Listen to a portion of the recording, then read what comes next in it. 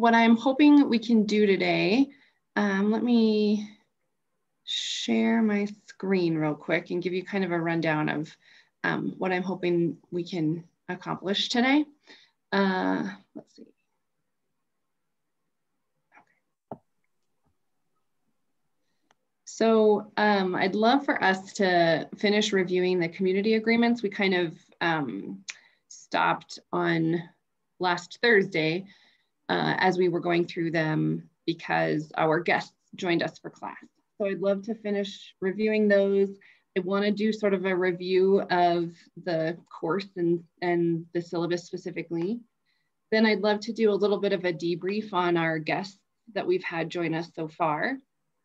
And then see if we have some time to dialogue about some of the readings and podcasts that you've watched and listened to up till now. And then give you just kind of a quick rundown for what we're going to do next week. Anything that you want to share or check in on or ask about before we get started?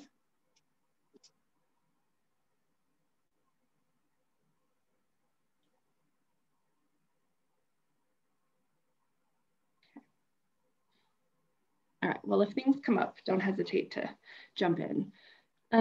So I wanted, like I said, to start with some community agreements. These are all very similar to the list that I use if you've had me in other classes. But I want to just pause and let you read through them a little bit. And then I'll ask if you'll share something that's really resonating for you or something that might be missing from the list. So I'll just give you a minute and then we can dialogue about it a little bit.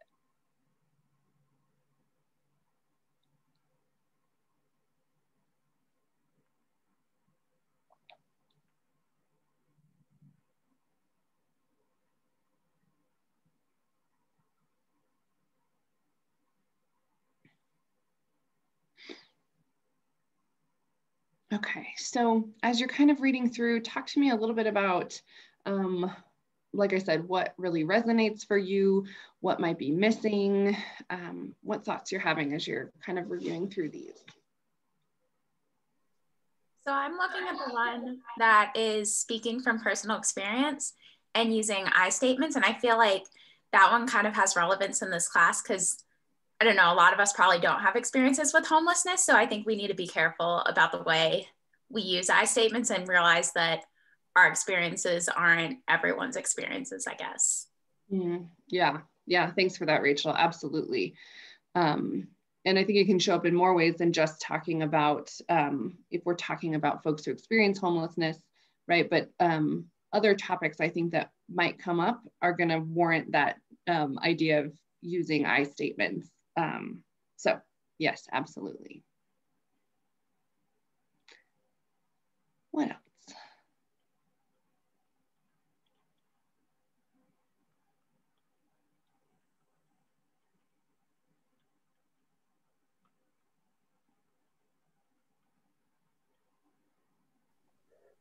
I think that the community agreement to trust that dialogue will take us to deeper levels of understanding really resonates with me.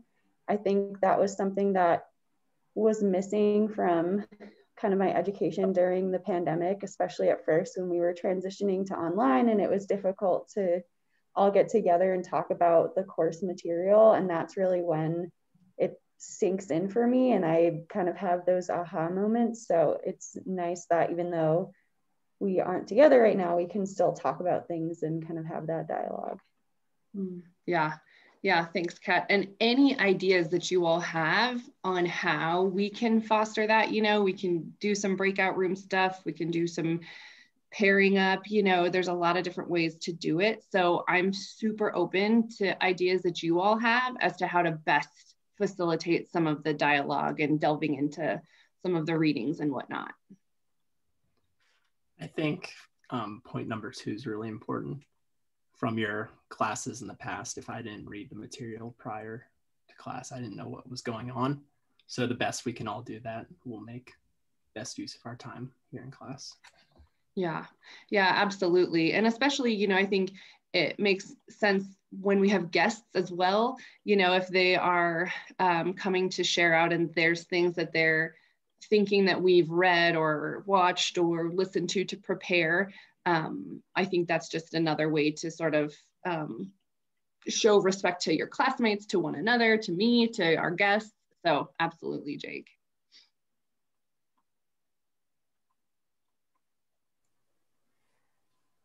I'm wondering on the last point if we might all discuss and kind of agree on what that might look like. Only because in some other groups I've been in, we have agreed to hold each other accountable, but then without having the discussion of like, but what does that actually look like in practice, or like, what are we comfortable with? Because it can be really hard, especially as we're like building the relationships, to be like, hey, actually you said this, and once I reflected on it, I didn't appreciate it, or like, you know, it was harmful in some way. And so just proposing a few things that have worked is, you know, if we're in a Zoom chat, like even just a private message is fine. And then I also think it's important to agree on like what that looks like when you receive the feedback. Like, thank you, I apologize, this was brought to my attention, I didn't mean it like this. So I don't know, I just am interested in what others are thinking about that. Yeah, thank you so much for bringing that up, Hannah. It's such an important piece, and I'd love to just kind of hear what others are thinking about as what does it look like to hold one another accountable, to be held accountable, what, you know, kind of what does that look like in action?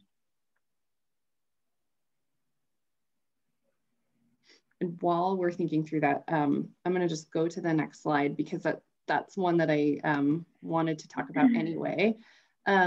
So again, when we think about accountability, and we'll talk in a moment about sort of how that looks in action, but the way that I like to think about accountability is, like I put it in the guideline, that willingness comes from knowing that it's an act of caring about one another, right? It's to say, you know, I care enough about you that I want you to know that there's a different way to say this, or that this could be harmful, or whatever it looks like. But this recent Instagram post by Adrienne Marie Brown, she said, I wonder what it would look like if we reframed the connotations behind the call out and saw it as an act of love, a tool to bring awareness to unfairness, and a moment that could open up a larger dialogue about what community care could look like for all of us. And so this really resonates for me when I think about, you know, especially when if you think back to situations, if you've had the opportunity to be called in or called out about something, you know, Hannah, to your point, sometimes it can feel uncomfortable. You can feel like you're being attacked, right? Some of those things. And so if we, as the receiver of that, can reframe why, you know, the why is it important that this be called attention to say, again, it's because we're all learning and growing, and we want to hold one another to that standard because we care about each other and we want to be, you know, effective public health practitioners. I think that can go a long way.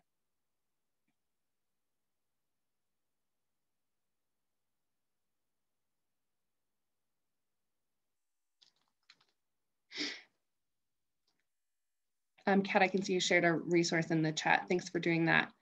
And maybe some of these we can kind of keep. One thing, just sort of as an aside, we created Bree created a document where we can share resources and things. So this might be a good one to pop in there as well. What thoughts do you all have about accountability, what it looks like, how we think about it, how it might show up in this space?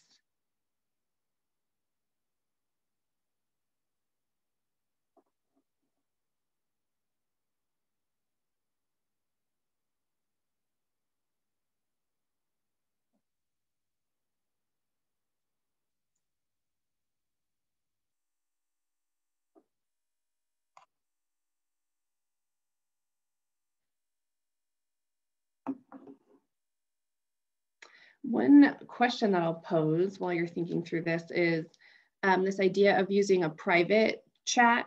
I think that definitely can be helpful. And I wonder if there's a missed opportunity for the rest of us in the class. So so I'm thinking about, for example, this notion of person first language, right? And so on our Marco Polo, one of you had talked about people experiencing homelessness, and you mentioned homeless people, right? And that was a perfect opportunity for me to send you a little email, right? And say, hey, you know, just a heads up, here's what person first language is, and here's how it might sound. And then also me jumping on the Marco Polo to remind us all about person first language. So that I'm sharing that as an example of one of the ways that I try to go about it, is thinking through, does this make sense as a private conversation to have? And is there learning that we all could do because of it, and how to share that learning? So what thoughts do you all have as we're kind of talking through this?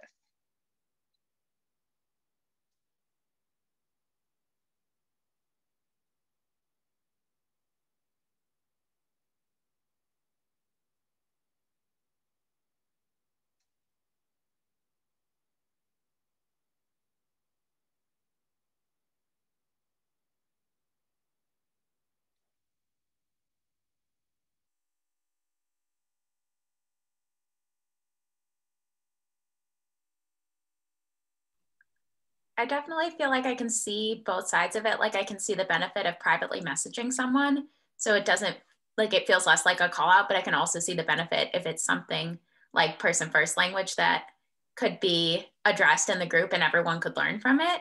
And so I wonder if there's a way to like bring it up privately first maybe, and then extend it to a group thing if people are comfortable with it. I don't know.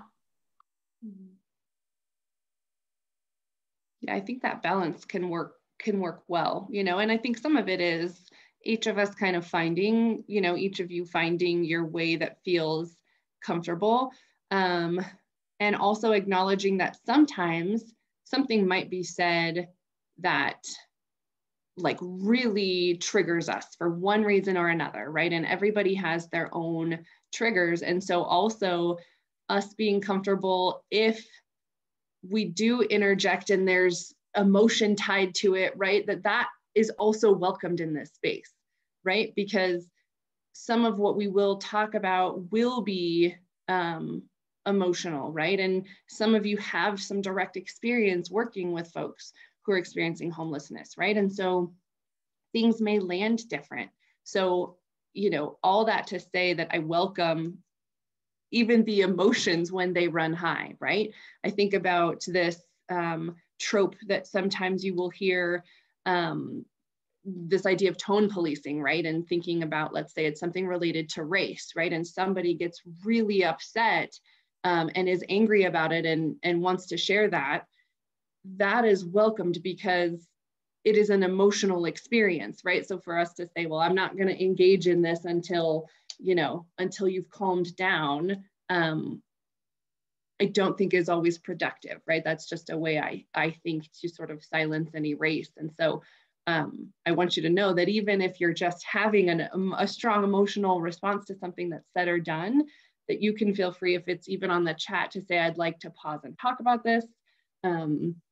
If you want to come off mute and say, I'm not sure what I want to say yet, but you know, I'm feeling triggered or whatnot, just to know that this is a space where we will practice doing that.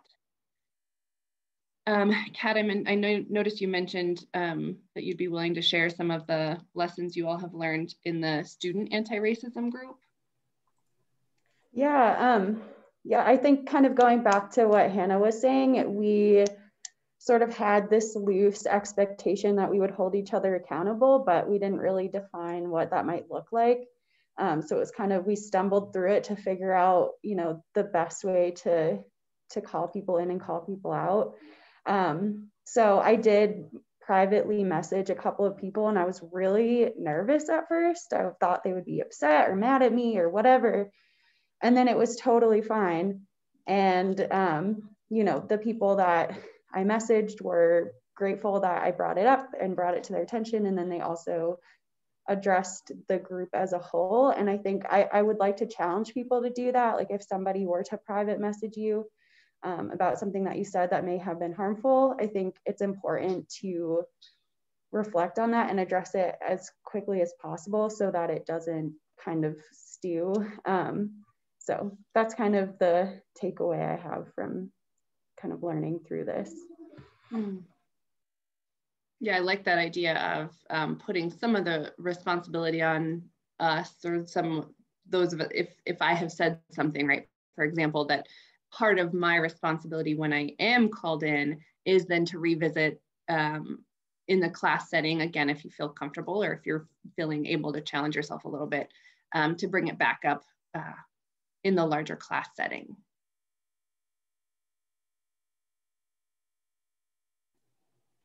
What other thoughts or anything else coming to mind for you all as we're thinking about accountability specifically?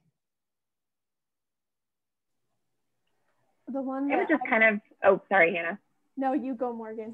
Okay, I was going to reiterate really quickly that I think it's just really important that we just shift our mindsets, like, to the best of our abilities, to really kind of focus on exactly what you touched on, Dr. Chard, is like this accountability piece, knowing it's an act of love or a teaching moment, or like not something that someone should feel shamed or guilty about, because this is a process and kind of a journey that we're all on, and mistakes happen and language is always changing. And so just to, you know, allow yourself time to be like, oh, okay, I didn't realize that, or, you know, just thinking of it as a learning moment instead of like a shameful, you know, moment or experience.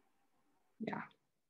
And a reminder, I think, that you bring up is, you know, we're all at different places with this, right? And some of you have done a lot of work around specific topics when it comes to power, privilege, oppression, right? Others of you, these might be kind of new. And so I just want to also, you know, recognize that, again, when we're in a classroom space where the range is so wide, how do we have compassion for one another and hold one another accountable to learn and grow and shift and change. I'm going to just mention this link here. There's a couple really excellent talks around this notion of shame and accountability, and really thinking through this idea that feeling shame and being shamed are two different things, right? And if we haven't had a lot of experiences where we've been called out or called in, that experience can feel like you're being shamed when really you're just feeling shame. And so Brene Brown has a really excellent talk, and then this link is another talk that's really, really helpful, again, in just thinking about what's accountability, what is shame, right? And kind of teasing that out. Because I think, again, when you're in a situation where you're not used to being called in or called out, it can feel like you're being shamed when that's not actually what's happening. So we think about how can we sort of decenter ourselves in our own response and center the experience or the person who perhaps has been harmed in the situation and whatnot.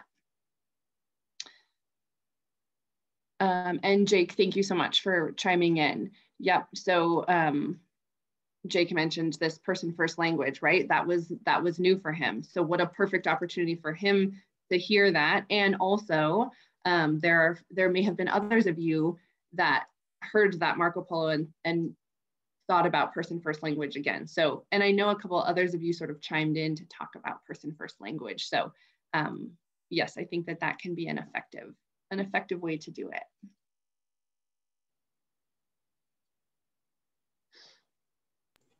Okay. Is it okay if I say one more thing that I've been noodling on? Because I think the hardest thing too that I've still been like, how do we do this, is sometimes, at least in my experience, like you have like a gut feeling, but you don't have words to like something about that made me pause or like questioning. And I think that maybe that's another way that we can explore together. Like, even if you just say, hey, stop for a second, or if you have to think about it and then come back, like, don't be afraid to say something about that felt weird or like strange to me. And like, that's a way that we can all explore together and like find the words for it. Because I think sometimes that like moment where you're like, oh, that was weird, but I don't know why, is a point where you can kind of just brush that aside, but those feelings are important too. Yeah, absolutely. And sometimes if you're feeling like, oh, that didn't sit well and I'm not sure why, there may be somebody else in the space that knows why, that it in that moment didn't speak up initially, right? And so it also, you insert that pause long enough for others to chime in and say, well, here's what I was left thinking about. And the other thing that I'll say that I appreciate you mentioning is I am always open to us revisiting things. I think the circle back is one of the most important tools that we have, right? Is not to say to ourselves, well, that moment has passed, right? That at least in this classroom space together, we can commit to saying, even when a moment has passed, we can always circle back.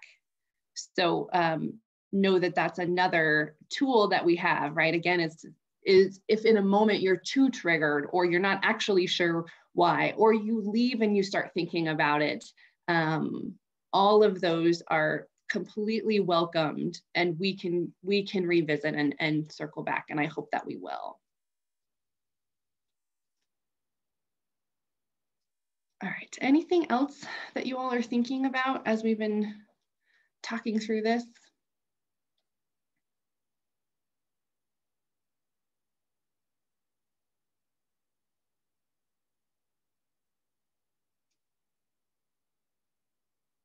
Okay.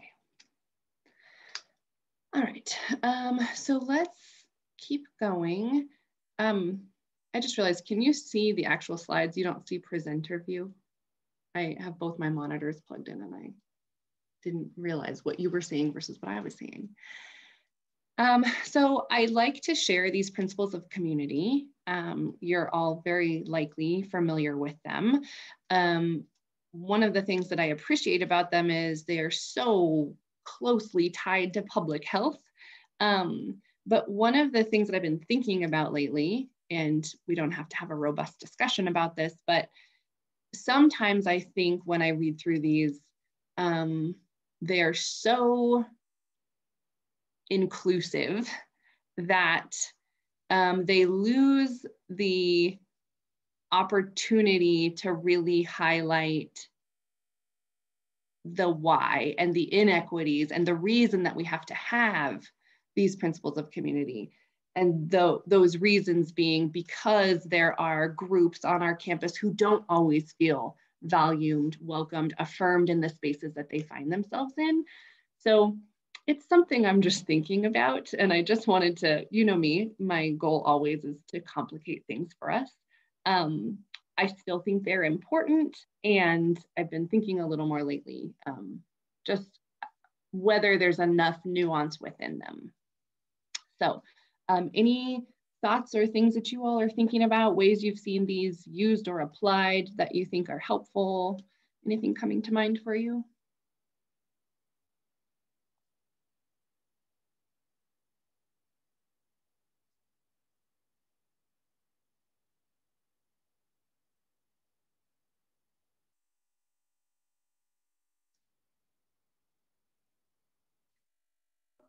Yeah, I think there's a lack of kind of reflecting on your own identity and experience and how that might play out within the community. So that's kind of a nuance that's missing. Yeah, it could almost be tied into the integrity piece as you were talking, Kat. I was thinking there could be a piece of sort of that self-reflection built into the integrity principle. Yeah, even just like calling out the fact that we have biases and that we all do, you know, making that explicit. We can't like run away from them.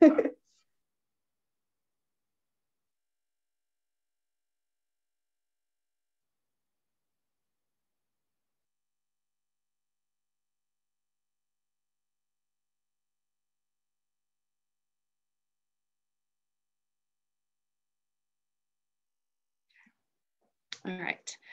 The other thing that I'll just remind those of you that have had me in class and tell those of you that haven't, silence is something that I use a lot. I use it in a normal classroom setting.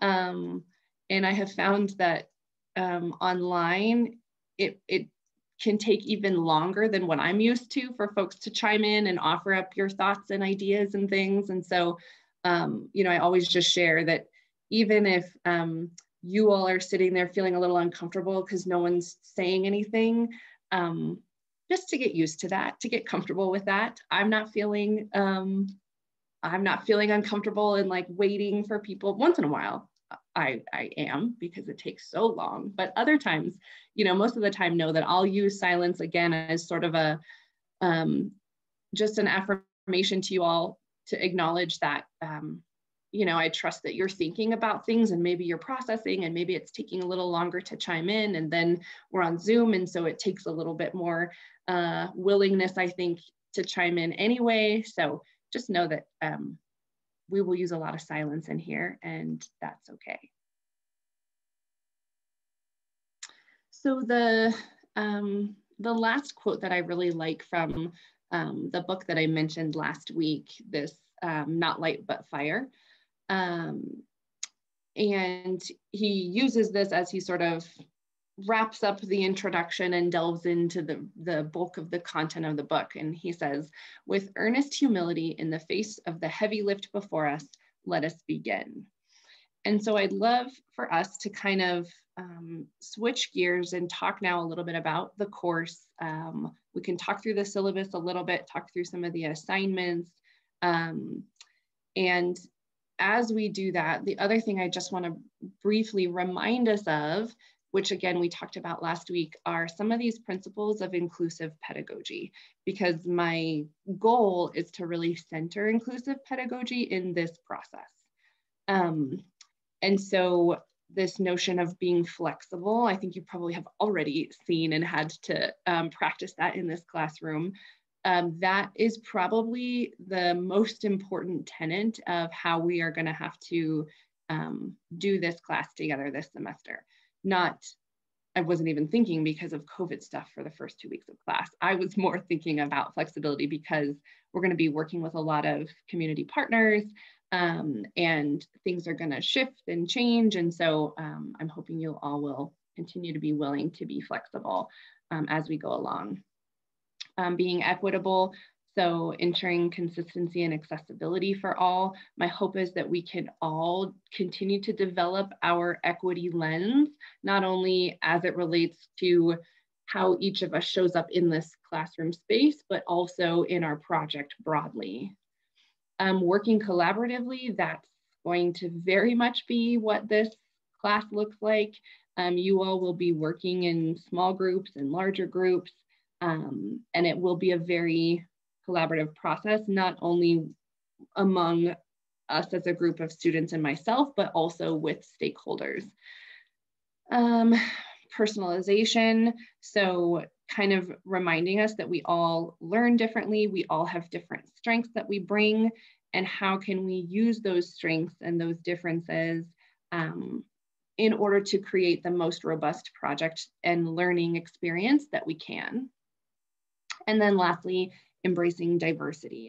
And that will look a lot of different ways. Again, it's in bringing in voices into the space.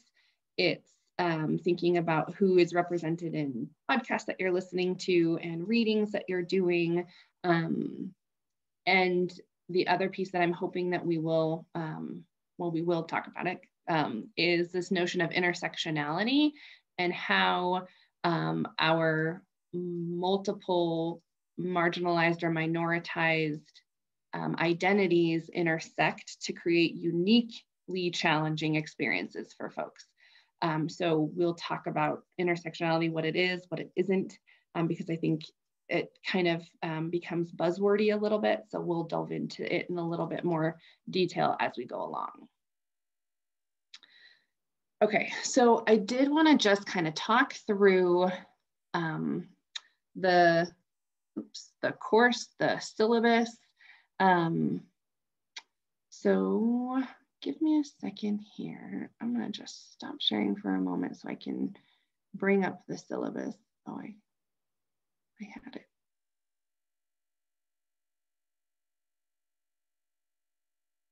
Okay, so as we've talked about a few times, this course is meant to be a very hands-on, experiential learning opportunity.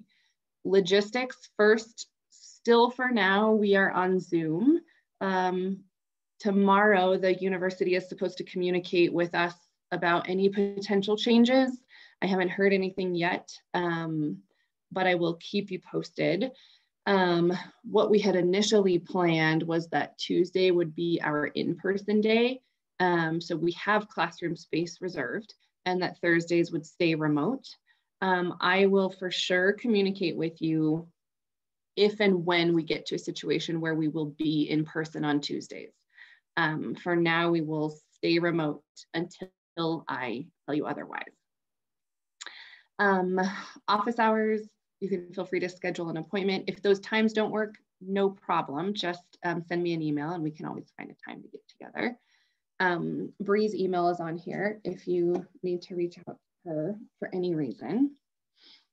And then I just kind of talk through, this community engaged learning experience, right? Ultimately, what our hope is to work alongside community stakeholders, listen to the voices of folks who are experiencing homelessness to the extent that they are comfortable and willing and able to share their experiences, to ultimately take qualitative data as well as existing quantitative data and really do sort of a community health assessment.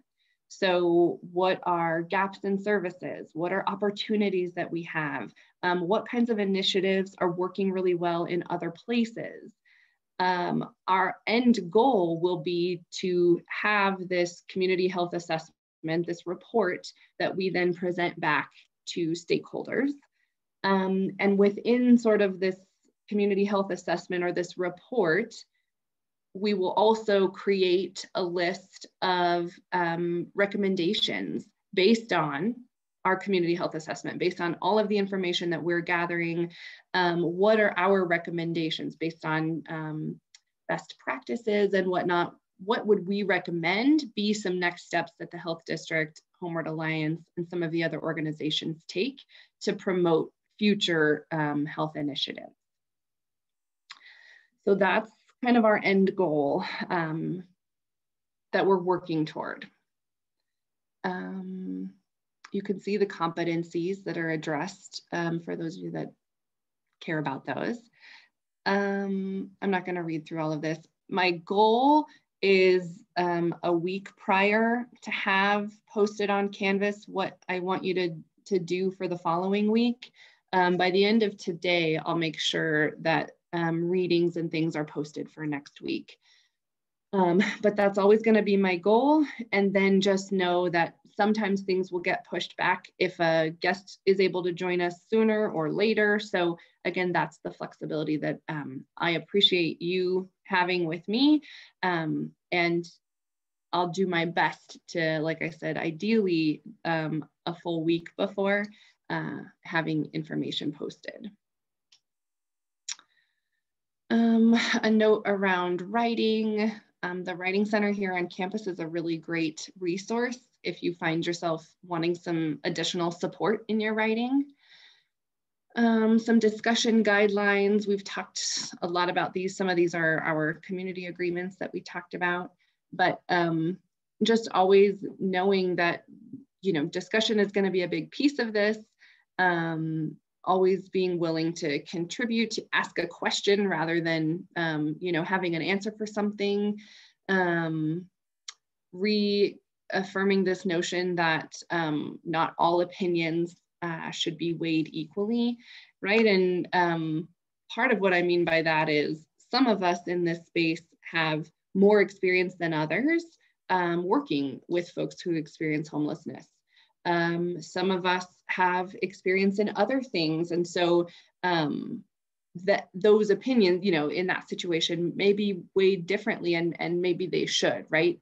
If someone in here has some lived experience, right? That is another really important component to add to this. So that's what I mean when I talk about not all opinions being equal. And then some stuff around classroom climate, right? The principles of community are in there again.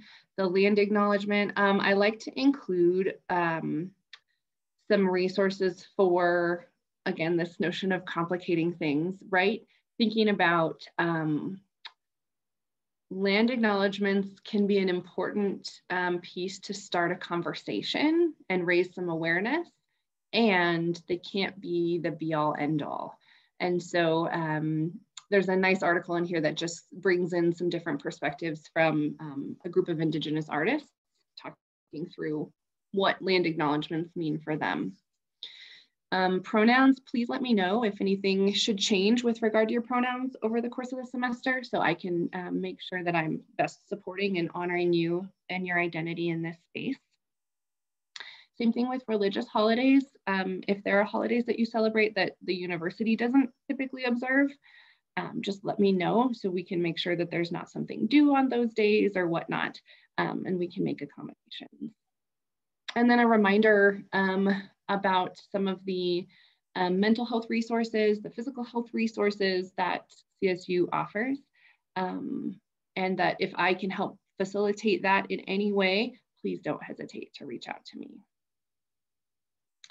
We've got some academic conduct stuff that we're not going to read through. Library resources, accommodations for disability. Again, please just let me know how I can support your learning in this class.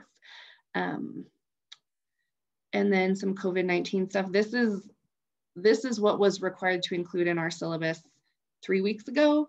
It's likely changing. There was a recent email, I think it was sent today, that those of you who are on campus regularly, you will be expected to have weekly saliva tests now. So I'll make sure that updated information, or new information, I should say, that I communicate it to you all as soon as I have it. Okay, any questions so far?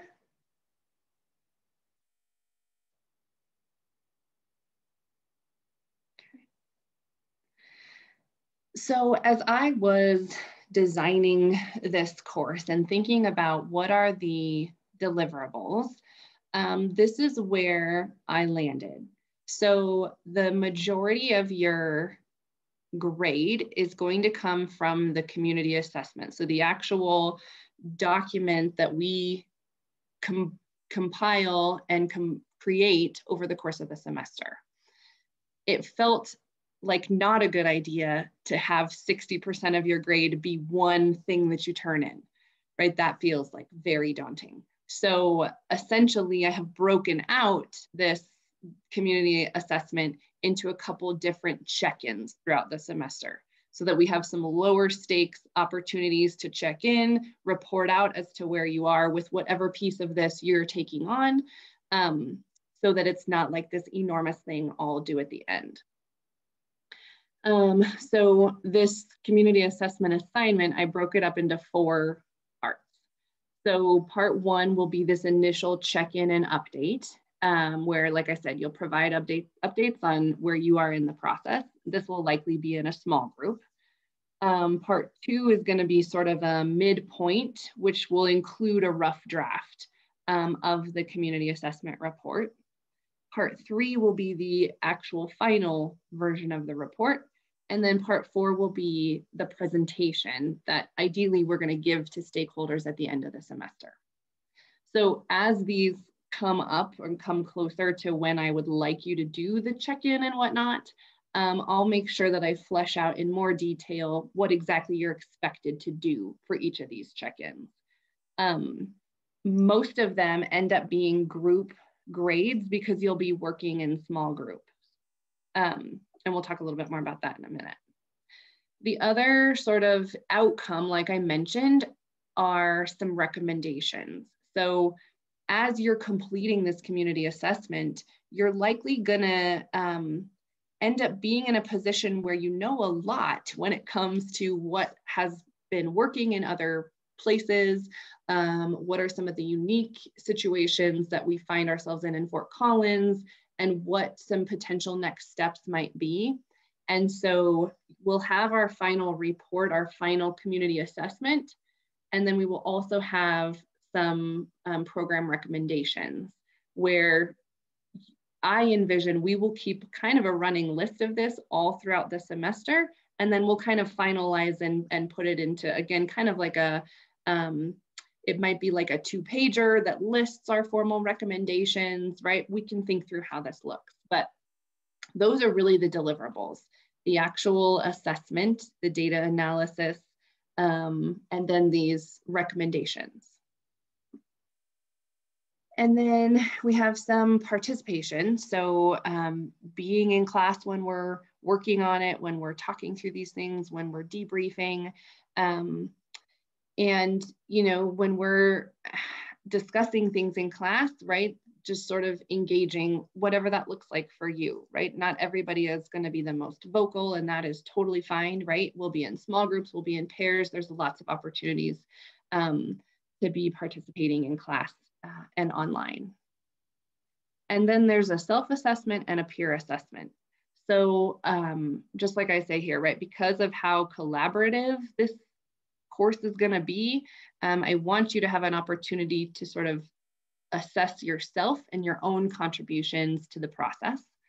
And then same thing with peers. So we'll figure out how your peers are going to be assessing your participation, excuse me, and your contribution as well.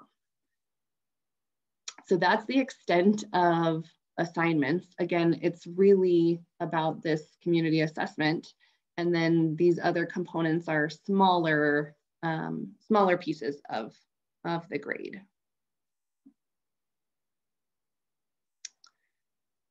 Okay. What questions so far do you have about any of the assignment or assessment components yet?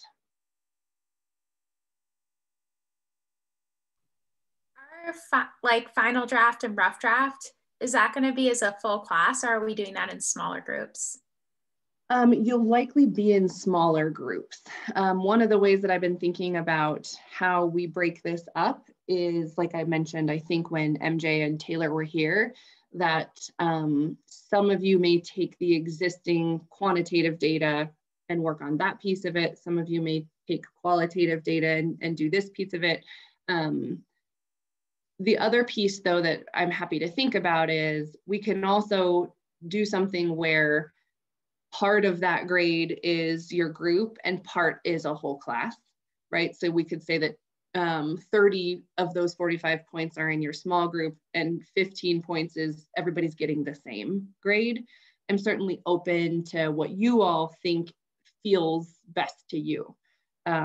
So let me know as we're going along. Maybe we can check in with each of them and say, how, you know, do we want this to be all small group? Do we want a whole class grade on part of that?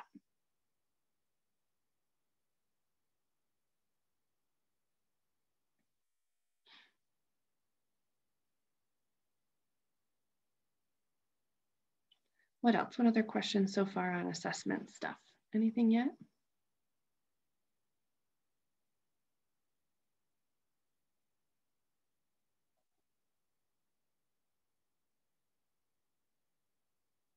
Okay, so I wanted to talk through, just sort of give you again, a brief and tentative class schedule, just sort of some topics. So we've been doing some kind of overview, homelessness as a public health issue. What we're going to delve into next week is program planning. We're going to do a little bit of an overview of program planning, but really focus in more on community assessment. So next week, I'm going to share, part of what I'm going to share for Thursday are some examples of community assessments that have been done so that we can start to get an idea of what are all the parts and pieces that we envision including in our community assessment, right? What are like the big headers, for example. And so ideally by the end of next week, we'll have a little bit of a better idea of what are the most important components of community assessments. From there, we're going to delve into community engagement and how do you do community engagement? How does reflexivity, how does positionality play into community engagement? That's when we'll also talk about some structural bias. We'll talk about intersectionality among people experiencing homelessness. So we'll do a little bit more of a deep dive into community engagement, and then we'll have a guest who we're still deciding on who is going to make the most sense to participate in that discussion. There may be a couple folks who join us. Then we're going to kind of walk through some of the steps of community assessments. So engaging stakeholders and partners, understanding the makeup and history of the community, and then we'll get into the data. We're going to look at what data do we currently have, what data do we need to collect still. And at that point, we may sort of split up, like I said, and some of you will take the existing data. Others of you may take on more of a qualitative, going out and collecting some primary data. And so we'll kind of go through this process of, do we want to do some key informants? This may change to more of a focus group type of approach, which again will be totally fine. We'll work on creating a script of either some key informant questions or a focus group script. And then, you know, in the meantime, if you're working more on the quantitative data, you may be getting access to the databases, starting to delve into what some of that data is telling us. And so you may be kind of analyzing at this point. And then we'll probably all participate in some transcription of the key informants or the focus groups and analysis of it. I've got some flex time built in, just kind of depending, on where we are with things. We'll have some working days. And then ideally that last week of class, we'll be presenting to some of the stakeholders, essentially everybody who will have come to visit our class or who you will have worked with in some capacity. And then we'll kind of wrap up. So that's tentatively what I have planned for us. And again, if we'll sort of all feel willing to be flexible and shift over time, you know, again, depending on when folks can come join us in class and whatnot. But that's kind of the overview of how we are likely going to be doing this. And then again, I have some potentials for when we might do our check-ins, when the rough draft might be due. But one of the things, I'll just stop sharing so we can just chat. One of the things that's really important to me, or something I should say is not as important to me, is I understand that you have to earn grades. And we will make sure that there are ways that you're getting a grade, right? But this, if you can do your best to think about this as an opportunity to provide something for our community partners, more than it is about earning an A in this class, I think you'll be able to be more flexible. I think you'll get a lot more out of it, you know, and I kind of mentioned this last week, but I am happy to say you all are just starting with an A, right? And then if you show me otherwise, then we'll talk about it. But I'm happy just with us saying, we all have A's, you all have A's, and we're just gonna engage in this process together, and you're gonna bring your contributions and do the work and work on it together, and we're gonna create this thing, this deliverable at the end of the semester. I also, like I said, I recognize that there's always a little bit of angst around grades. And so my hope is by saying to you, just assume that you have an A, that will take a little bit of that pressure off to feel like you need to be making sure you're keeping up on all the readings and you need everything posted early, right? That'll allow me some flexibility too. So I'm hoping we can kind of think about the class in this way, that it's much more about working together collaboratively on this project than it is necessarily about the grade that you're trying to earn. Okay, what else? Any questions before we kind of delve into some debriefing of the guest presentations that we've had and the dialogue that we've had and some of the readings and things that we've done up to this point?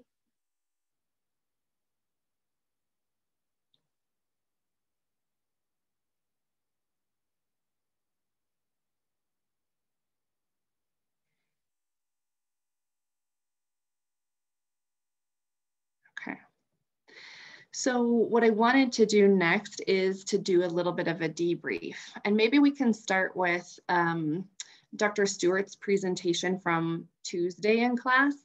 I'm wondering if we can just talk for a little bit about you know, what you took away from it, what you are left thinking about, something that really struck you about what he was presenting on, or any of the readings that he asked us to do for his presentation.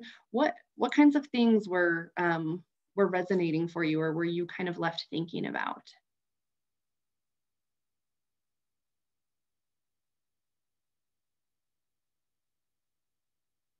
I thought that real story that he shared about that guy who ended up becoming homeless because of COVID, like he was just paying his rent and everything was fine, and then COVID hit and his landlord kind of screwed him over, and like hearing that real story about someone who was so on their feet one day and then just like everything went downhill was super crazy to hear about.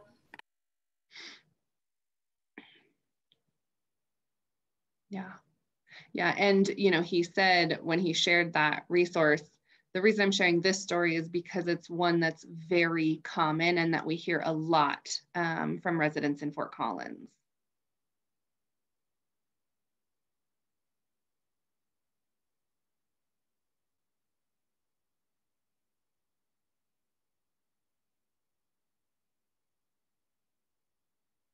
The other thing that I'll just say that I felt like he did a nice job of reminding us, he kept talking about how he is reminding us this to try and build solidarity, but this notion that we are all so much closer, just statistically speaking, to finding ourselves in a situation in which we are homeless than we are to being, right, a millionaire, or I can't remember exactly the stat that he used, but just that reminder that,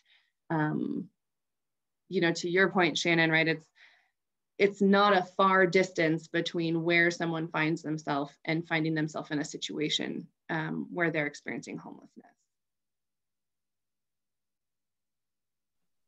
Yeah, I found that reading about that very eye-opening too, just like how big the gap is and like how much more money billionaires have than like I just think it's so wild that they could pay for all this stuff, and like there's such a big gap. And I don't know, it also makes me think, one thing I've heard a lot, especially in Colorado and about people experiencing homelessness in Boulder, is like that they're a lot younger than people would expect. And so that kind of makes me think about that like solidarity piece. Like we're all so much closer to that than to having all this money. Mm-hmm.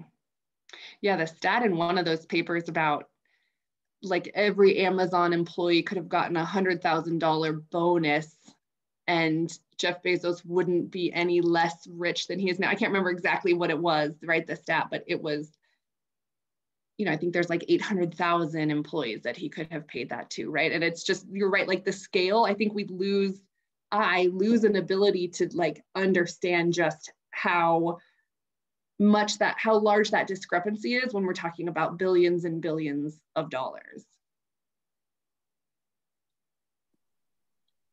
A little, I don't know if it's off topic, but it reminded me of, have y'all seen the rice video? It was, they used rice to represent the amount of money that I think it was Jeff Bezos had versus an average individual. And he had like the mounds and mounds of rice. And they talked about that one little grain of rice was like $10 million or something. But yeah, if you have time, I think it's the rice video about, I don't know if it was Jeff Bezos, but it was someone rich. And then I think there was also another saying, I don't know if it's a saying, but I believe I heard it somewhere where it's like, it's easier to turn $10 million into $100 million than it is to turn $10 into $100. And it was something to do with like how investing works or something. So once individuals hit that a certain mark, it's actually easier for them to get richer, but it's harder for other individuals to make it. Interesting. Yeah, thanks for sharing that. I have not seen, I mean, I've seen some similar, you know, ideas, but I'll have to look that up.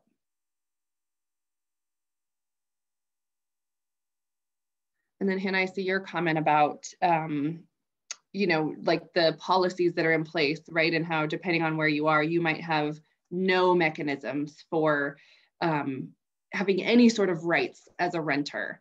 And one of those links, I think, you know, it laid out all of these different policies and how conducive they are to supporting renters or not. You could look by state.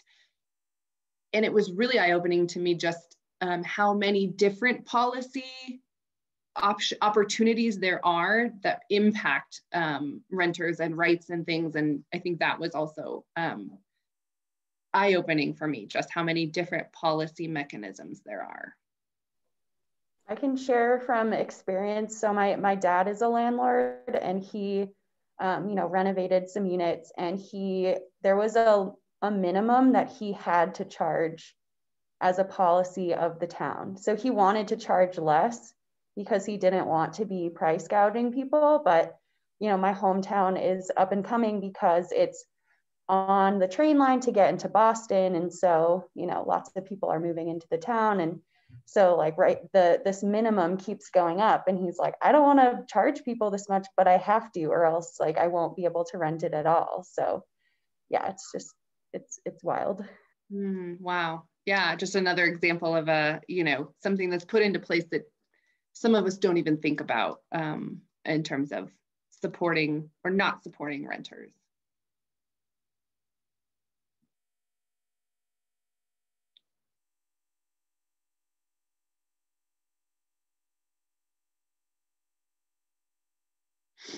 What else? Other things that were sticking out for you?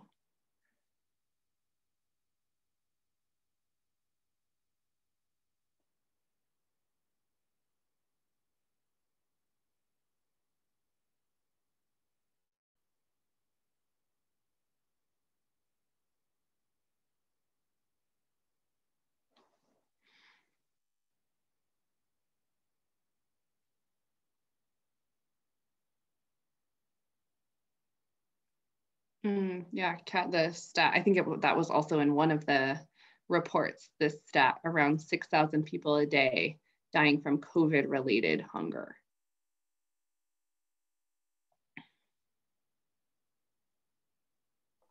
Yeah, that was in the inequality virus reading. And it was one of the stats that really stuck out to me.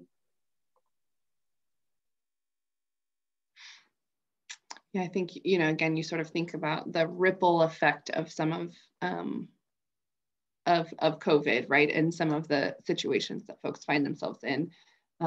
Just like I said, the ripples, the things that aren't the first things that come to mind for us.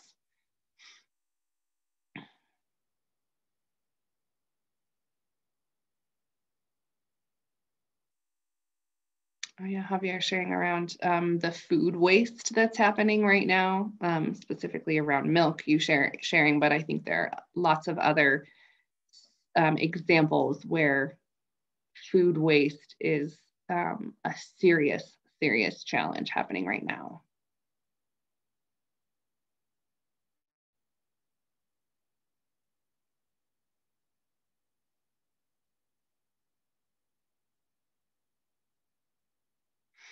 And Hannah adding this notion of quality when it comes to this notion of affordable rentals, right? That some of the components of quality of spaces people find themselves in are also another issue that have to be, that needs to be addressed.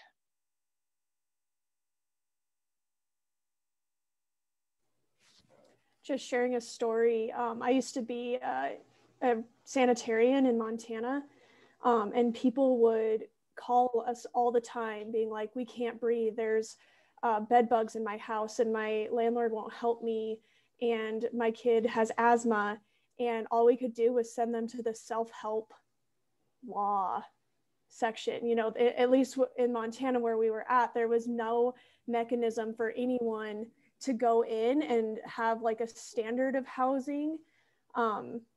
One of the reasons I got out of that job, out of many, but it really frustrated me that we couldn't do anything. Yeah, and I don't think that's an uncommon situation. I think there are some places that are trying to be a little bit more forward thinking about protecting renters and rights, especially when it comes to health related components like that. But I think it's more common than not.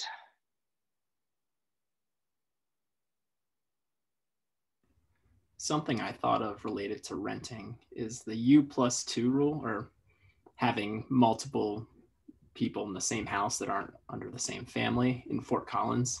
That's like totally new to me and my family that we're learning here in Fort Collins.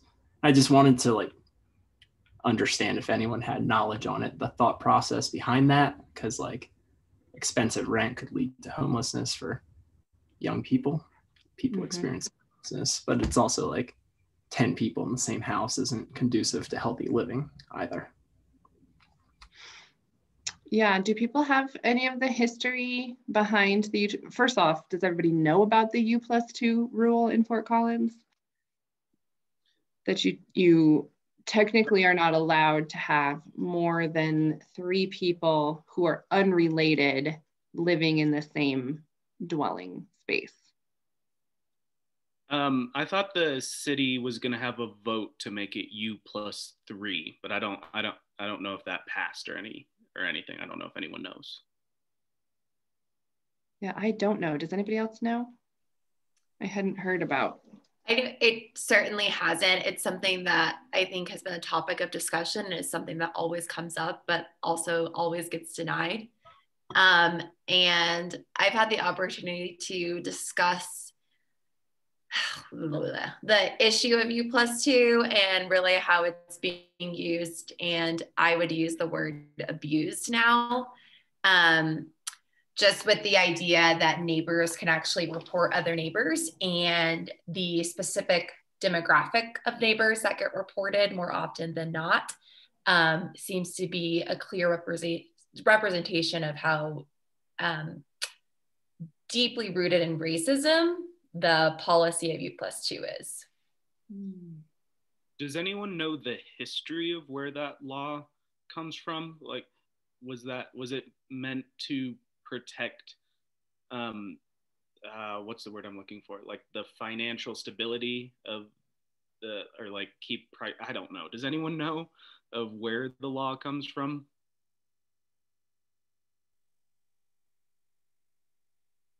I can chime in. My understanding is that it was to prevent like overcrowding in like the nicer neighborhoods of Fort Collins, and keep like Fort Collins like this very outstanding community to live in, and make sure it's not overrun, and to kind of like preserve neighborhoods in that sense. But I could also be very wrong, but that's what I've learned about the history, how I have always perceived what they were saying.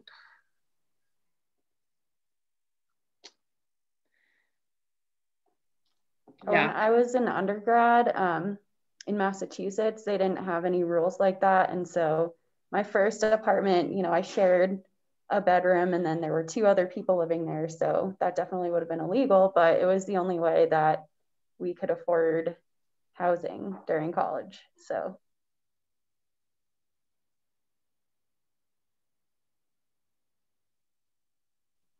I think it's interesting. I feel like a lot of places in Colorado have rules kind of like that to prevent overcrowding that end up creating all these housing issues. Like I know in Boulder, they don't want it to get too crowded, and they also don't want to block the view of the mountains. So they like won't build apartment buildings up higher. But then there's like issues with people not having places to live or having to live outside of Boulder. And then there's also affordability issues in Boulder too, where it's like if you can get a housing subsidy if you make under $40,000 a year, but then if you don't get that housing subsidy, you have to make like a ton a year to be able to afford housing. In one of my classes, our professor had us read an article that talked about how environmentalism was attached to racism. And it was this idea, I know Boulder has it, Aspen also has it, where they don't allow you to build out a certain way or to build up a certain way. So they keep Boulder very contained. And it was, I'm not going to get it 100% correct, but I believe it was something that environmentalism was purposefully meant to block immigrants that worked in these communities from living in the communities. So it forced the immigrant population to live outside of the communities and drive into the communities, which ironically made more pollution than if they were allowed to live in the communities. Yeah.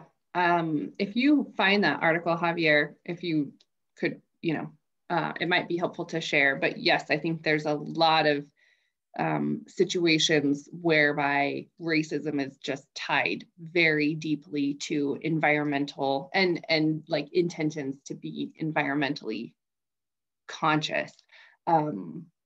So yeah, if you can find it, that'd be great. Otherwise, I think I have a couple other things I can share. I do believe that I think this is back partly to Morgan's point. Somebody asked whether it's enforced. I think it's enforced in certain ways. Morgan, kind of back to your point as to who gets called on and who is it enforced against. But I don't know if the stats, I bet we could find them as to who ends up being in violation of the rule.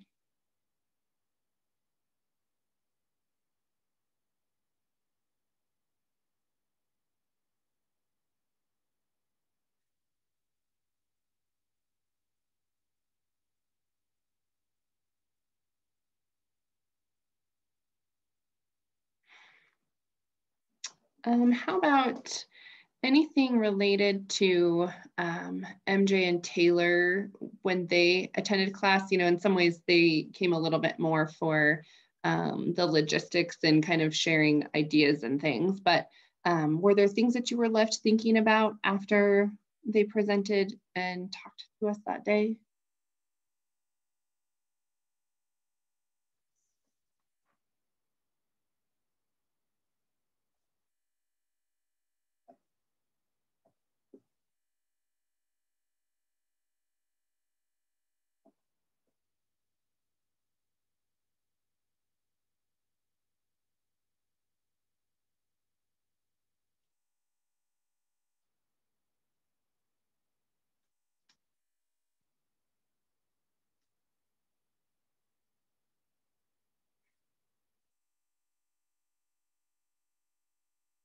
No?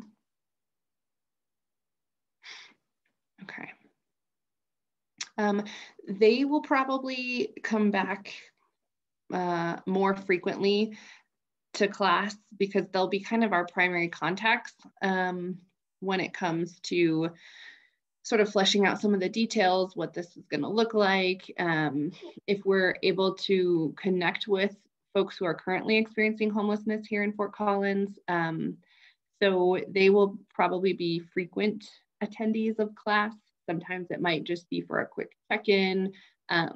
But as we, and in particular next week, as we start learning a little bit more about community assessments, what they look like, what all the moving parts are, after that, we'll probably kind of have them back to class and talk through, here's what we're thinking, here's what questions we have.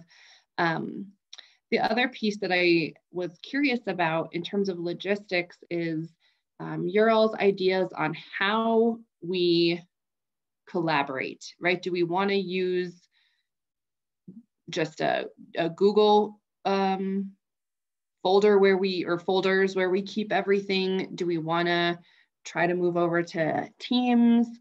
Do we want to use Slack? What have you all found to be effective? What ideas do you have? And then we can kind of decide from there.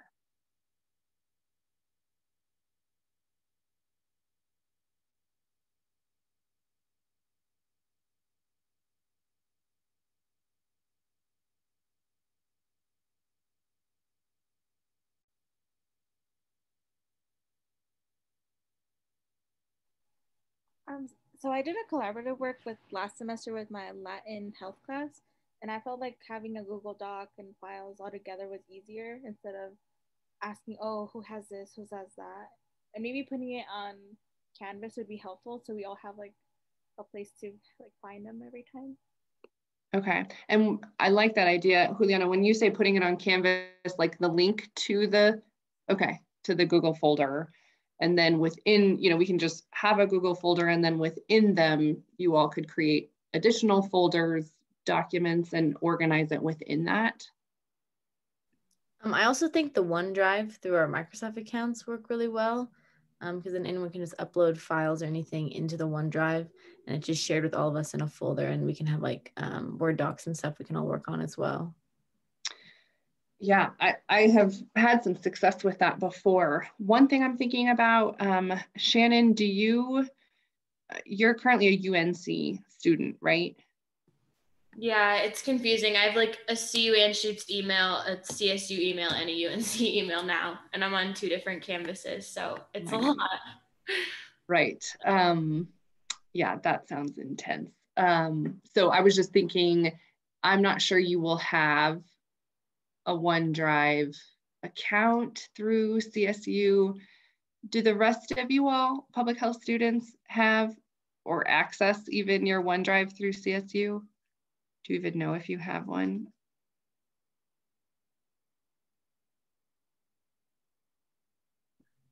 I'm pretty sure all of our like at colostate.edus are Outlooks technically. So I imagine we would all have access to a OneDrive. Yeah, Shannon, I might have you just double check and see, but before we were to go down that route, I'm just going to write a couple of these ideas down, and then maybe I'll send out a little form, and we can share other ideas and kind of vote on what we feel like is going to be the most, you know, effective way to do this. Are there other ideas that you all have?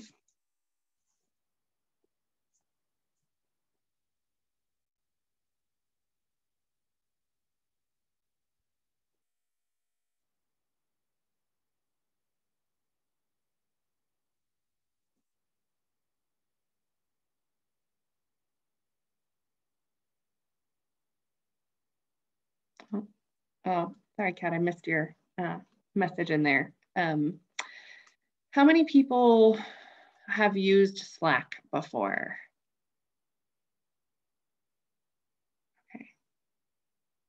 Okay, because that could be another, I'm just learning Slack, but that could be another sort of supplement to the Google or the OneDrive, where we keep our documents there, and then we could potentially communicate via Slack.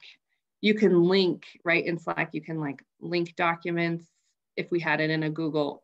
I don't know if we could if it was in OneDrive, but if we had it in Google, right?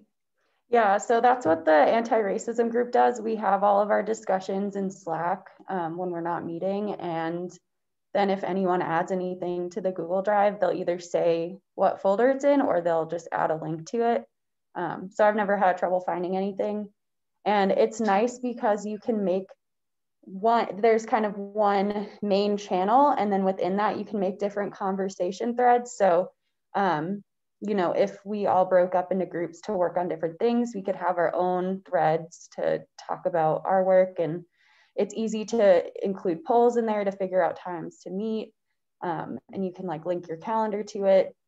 So yeah, it kind of streamlines stuff, in my opinion. Instead of like emailing out a poll and waiting, it's easier to just kind of have it all in one place.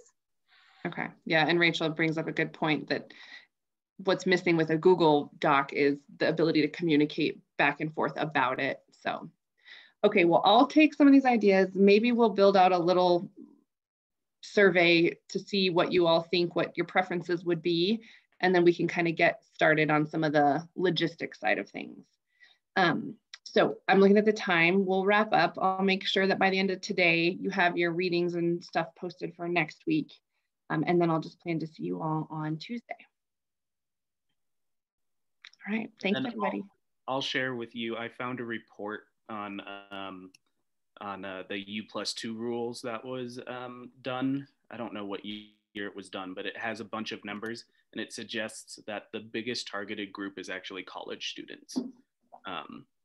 It doesn't say anything about ethnicity or race though, so that number is still to be determined, but it looks like young people 18 to 25 are the highest targeted group for the U+2 rule. Okay, yeah, if you'd share that with us, that'd be great, or share it with me and I'll put it, we can put it in the resource sheet. Sounds good. Okay, thanks everybody. Have a good weekend.